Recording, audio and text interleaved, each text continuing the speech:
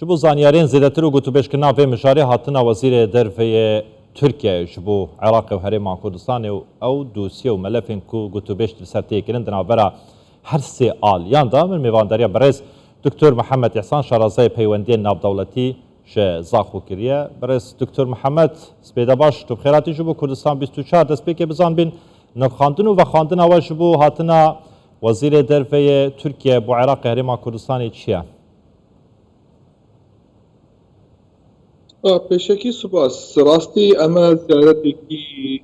توقعت لأنه بشتي زيارة سودان مؤخرة تركيا ترى كان في دال بشتي جاني كتير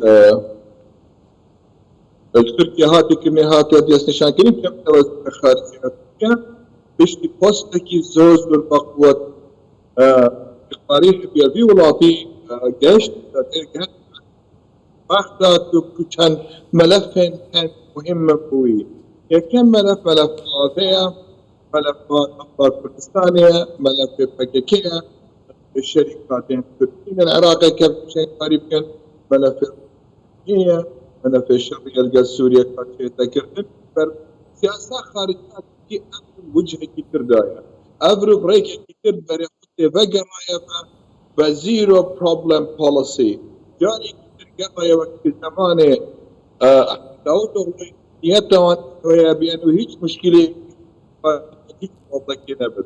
أجل بيلا فقط البري كان صالك قبلينها تركيا ولاتك تبي تجيب تركيا مشكلة كلا وطبعا يتجوز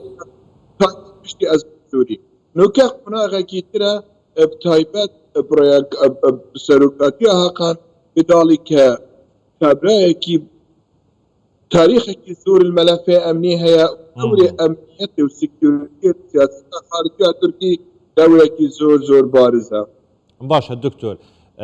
كان فيدان بريارة سردان عراقي بكتن وبشرا سردان هريما كردستان يجي بكتن تدا أخني خدا ما شاف فكر كو قالك ملف هنكو قلت بيجان لسر بكن ملف آوي هي ملف أمني هي ملف دارایی هي بازرگانی هي نفط و غازی هي بنرينا تا اف ملفه لسر حسابه هیچ آلیه که ناهینه تصفیه کرن بو نمونه ملف عراق دیگل هرما کردستان لسر حساب هرما کردستان یعنی او ملف پیوندیده به هرما کردستان لسر حساب عراق بینه تصفیه کرن بیک آرسته ترکیه يعني بري خدت وان ملفانه جبو چاره سركنه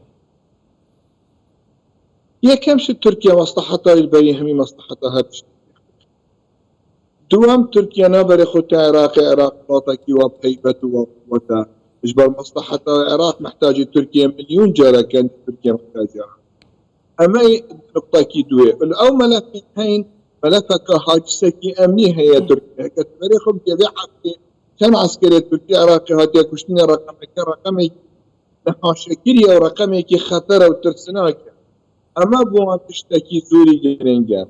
السر ملف القاع كردستان بشك ملف علاقة قلب مناقشة بيننا بين تركيا وعراق كردستان دوركي قائم بهاي قبل كردستان أبد كردستان تنمية كردستان شركات قبل كردستان تركيا حليفة استراتيجية بو تركيا اللي بيقونا غد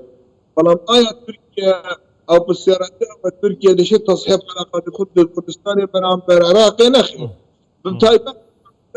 علاقة زوز قوات هي تقل سياسة العراق مسؤول التعميبية تقل شيعة هي تقل سنة هي تقل تركمانة هي تقل كردة هي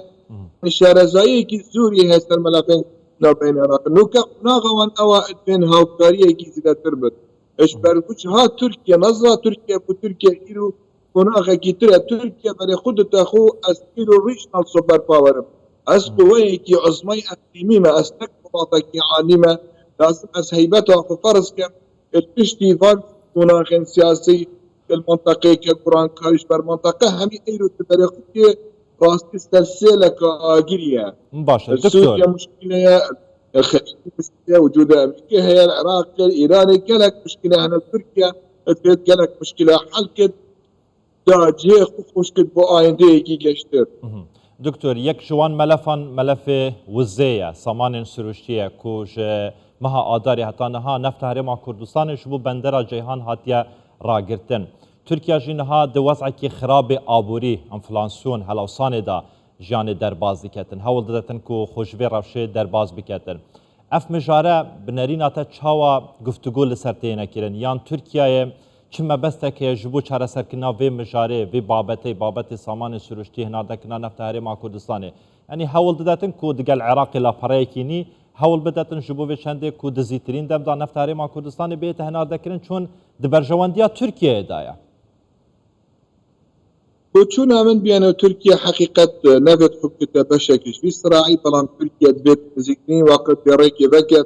بيانو جاركي تطفق كردستان ذركي بندر جهان دول تركيا العراقي القارة كما باريس تقريبا مليار كان دولار غرامة هي يا اما استحالة تركيا تكتيريا بيبكت يا بتد العراق بخود تنازل مبلغي قد برام تركيا اشبر معقول نية تركيا بارەیەکی تورکی داشت نییە حقیقت ئەدبێژم نوکە وەختێکی باشە نابێنە کوردستانی و بەغدا بیان تورکیا نەبتە طرف و چونا من دێ موافقەیەتێکی بریارێدەم بیان موافقەیەکە عێراقی و عێراقش دێ خود بچی پارێ قاموسەوان أنه قرار باريس وعراق مليار دولار حكومة عراقي بشتي قرار محكمة باريس زور باشا يعني دكتور بوشونكي وراغكي ترهل علاقاتنا بين هر دولاتها هكا قازانج تركيا بس قلقها من أول آيات تركيا العراق الشيء سامي بمان وعود تركيا اتفاق يعني تركيا هاجسك يزور قائم هي نا آبي بردد نا نفطك حركت نا علاقة تركت أي زر قازانج نكت يعني عراق دولة نبت تركت فكان نوت تمام دست خوش دکتور محمد احسان شارزای پیوندی نافدولتی لزاخود گلمه با هر بجی دکتور سپاس جو شروع